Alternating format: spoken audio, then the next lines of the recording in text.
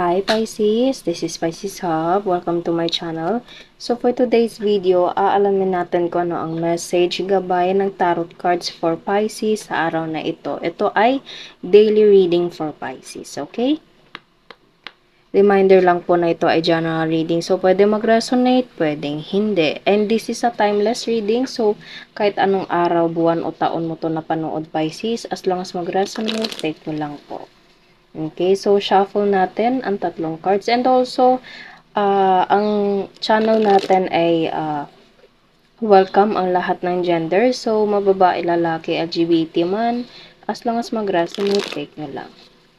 Okay, so kuha tayo ng mga apat na cards for us to know kung ano ang mensahe ng tarot cards. Meron tayong lumabas dito, tatlo. The Magician, apat siya. Okay, so eto na. The Magician, the Temperance, the Lovers, and Ten of Swords. Okay, so meron tayo dito tatlong major arcana and isang Swords card. Okay, Air sign, Gemini, Libra, Aquarius, Gemini, and Sagittarius. Okay, bottom of the deck is Queen of Cups, Water sign, Pisces, Cancer, Scorpio. Okay, so ang mga cards na lumabas is the Magician, Temperance, the Lovers, and Ten of Swords.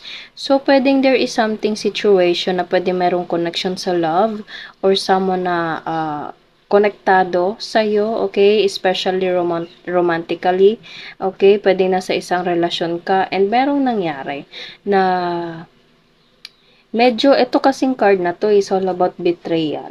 Kasi kitang-kita nyo, nakalugmok tong taong to and lahat ng mga swords na nakatusok sa kanya is likod, okay? So, ginawa to sa'yo patalikod. So, maraming mga ginagawa, maraming mga hindi ka nais-nais na ginawa sa likuran mo, Pisces, na wala kang kaalam-alam, okay? And once na nalaman mo ito, nasasaktan ka, of course, okay? So, pwedeng merong connection ito sa love, kasi meron tayo ditong the Lovers, and pwedeng konektado ito sa karelasyon mo ngayon or sa ex mo. Or kung hindi naman, as I said kanina, pwedeng konektado ito sa mga taong malalapit sa'yo. Pwedeng ito ay konektado sa'yo in a deeper way. Okay? Like family, friends, best friends, kakilala, kapitbahay, katrabaho, o kung sino man na sobrang lapit sa buhay mo. Okay? So, meron kang napagdaanan na ganito and the Temperance, you heal yourself, nasa healing process ka pa, pwedeng there is something na parang pinag sa Diyos mo na lang lahat kasi meron tayo ditong the Magician and hindi mo mapapagkaila, Pisces, na parang hindi ka pa ready sa kung ano man yung nangyari dati. Pwede ayaw mo pang makita itong taong to or yung mga taong gumawa sa'yo nito or parang hindi ka pa healed, okay? Nasasaktan ka pa rin and ito yung process na ginagawa mo ngayon, okay? Kasi sobra mo silang pinagkatiwalaan pero ganito yung ginawa sa'yo. Okay? So, it's valid kung feeling mo hindi ka pa handa. It's okay. It's valid. Your emotions, your reaction is valid. Especially kung nasaktan ka and wala ka namang inapakang tao. Okay? So, it's valid kung patawarin mo man sila ngayon or pwedeng hindi pa muna. Okay? Or hindi talaga. It's okay. Okay? Walang judgment doon as long as unahin mo yung sarili mo and kumbaga time to love yourself first. Okay? Habang nag-heal ka, habang inaayos mo yung sarili mo, habang pinupulot mo yung sarili mo na nabasag nila, try to learn na mahalin mo muna yung sarili mo, Pisces, okay? It may take a long time before ka nakapag-realize ng ganito na sobra ng damage, sobrang laki ng damage na ginawa sa'yo.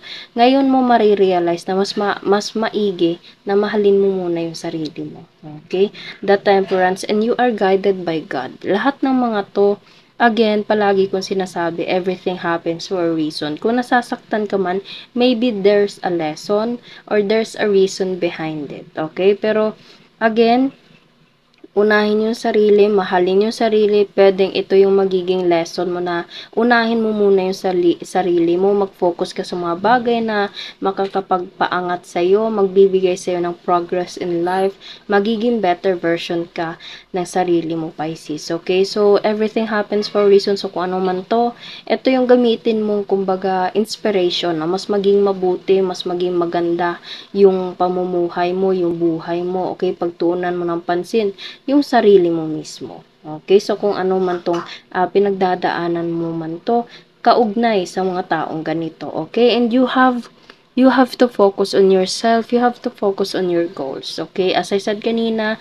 unahin yung sarili, bigyan ng kumbaga, pagmamahal, oras, attention, yung sarili mo. So, kung ano man yung mga bagay na parang sinacrifice mo dati, tapos na yon, give time for yourself. Okay? So, ang reading natin ngayon is all about self-love, especially kung dumanas ka man sa love, especially dumanas ka man sa mga bagay, sa mga sitwasyon na ganito yung naging resulta. Okay? Medyo masakit kasi sobrang dami, hindi lang isa, hindi lang dalawa, kundi maraming beses.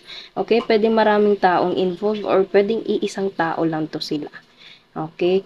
Pero again, take time. It's okay kung ano man yung magiging decision mo, and love yourself, okay? Pagbigyan yung sarili mo, gawin yung mga bagay na gusto mong gawin dati pa, yung mga bagay na makakatulong sa'yo to be a best version of yourself. Okay, nakatitig siya sa malaking trophy na to, and ito yung gawin mong inspirasyon for you to achieve those goals na hindi mo nagawa dati, ngayon gawin mo. Unahin mo yung sarili mo, ayusin yung sarili habang nag-heal ka pa, Pisces. Okay? So, kuha tayo ng mga initials kung sino-sino itong mga taong involved or mga random words na konektado sa reading natin ngayon. Okay? Wood. So, there's an N, and there's letter J. Mapagbigay. Meron pa dito. Mabait. Dog. Okay, so pwede meron kang dog ngayon, Pisces, and kapatid. Okay, so there's a mapagbigay, mabait, kapatid, dog, and NJ.